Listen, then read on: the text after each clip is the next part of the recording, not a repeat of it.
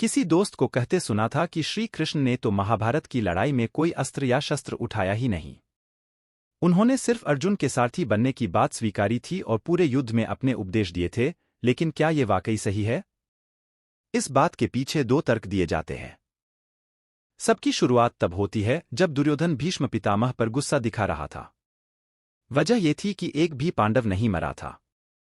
अब भीष्म ने दुर्योधन को क्या उत्तर दिया, इसके बारे में भी दो कहानियां हैं।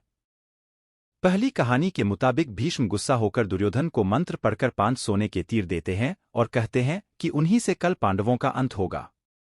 इस पर दुर्योधन तीर अपने पास रख लेते हैं। जब श्री कृष्ण को यह पता चलता है तो वो अर्जुन को दुर्योधन के पास भेजते हैं। कथाओं में यह किस्सा मशहूर है कि अर्जुन ने दुर्योधन की जान बचाई थी। अर्जुन टिक नहीं पाते और गिर जाते हैं। उस समय श्री कृष्ण रथ का टूटा हुआ पहिया उठाकर भीष्म को मारने के लिए आगे बढ़ते हैं। हालांकि अर्जुन उन्हें रोक लेता है और बाद में भीष्म रथ से गिरकर तीरों पर गिर जाते हैं, लेकिन फिर भी कृष्ण हथियार उठा लेते हैं।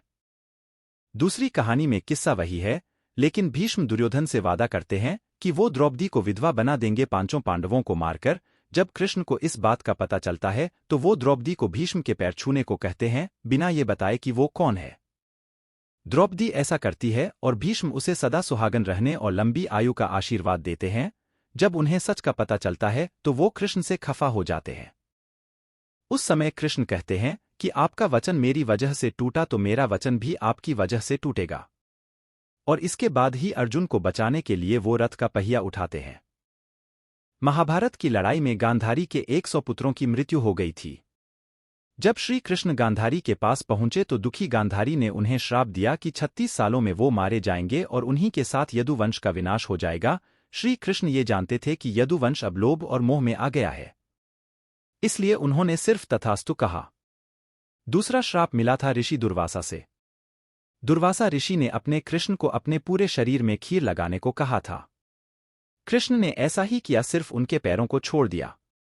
इससे खफा होकर दुर्वासा ने श्राप दिया कि कृष्ण अपने पैर की वजह से मरेंगे। एक समय जब श्री कृष्ण समाधि में थे तब एक शिकारी जारा ने कृष्ण के पैर को कोई जानवर समझ लिया और उन पर तीर चला दिया। ये सभी को पता था कि कृष्ण की 16,108 रानियां थीं और 80 बच्चे, लेकिन कृष्ण की सिर्फ 8 पटरानियां क्यों थीं? दरअसल रुक्मणी, सत्यभामा, जंबावती, नागनजीति, कालिंदी, मित्रवृंदा, भद्रा और लक्ष्मणा ही कृष्ण की असली रानियां थीं। हर रानी से कृष्ण के 10 बच्चे थे।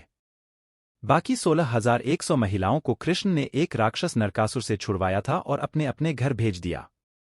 किसी के घर वालों ने उन्हें नहीं अपनाया तो बाद में श्री कृष्ण ने उनसे शादी कर ली, लेकिन कभी कोई रिश्ता नहीं बनाया। महाभारत के युद्ध से पहले दुर्योधन और अर्जुन दोनों ही कृष्ण के पास मदद मांगने गए थे। जब दोनों पहुंचे तो कृष्ण सो रहे थे। कृष्ण के सिर के पास दुर्योधन खड़े हो गए और पैरों के पास हाथ जोड़कर अर्जुन। जब कृष्ण की नींद खुली तो उन्होंने अर्जुन को देखा और उसका साथ देने की बात कही। दुर्योधन इस पर खफा हो गए और कहा कि वो पहले आए थे और कृष्ण को उनका साथ देना चाहिए। इस पर कृष्ण ने कहा कि उन्होंने अर्जुन को पहले देखा है, इसलिए दोनों की मदद करनी होगी। कृष्ण ने इस पर दुर्योधन को अपनी सेना दे दी और अर्जुन के सारथी बन गए।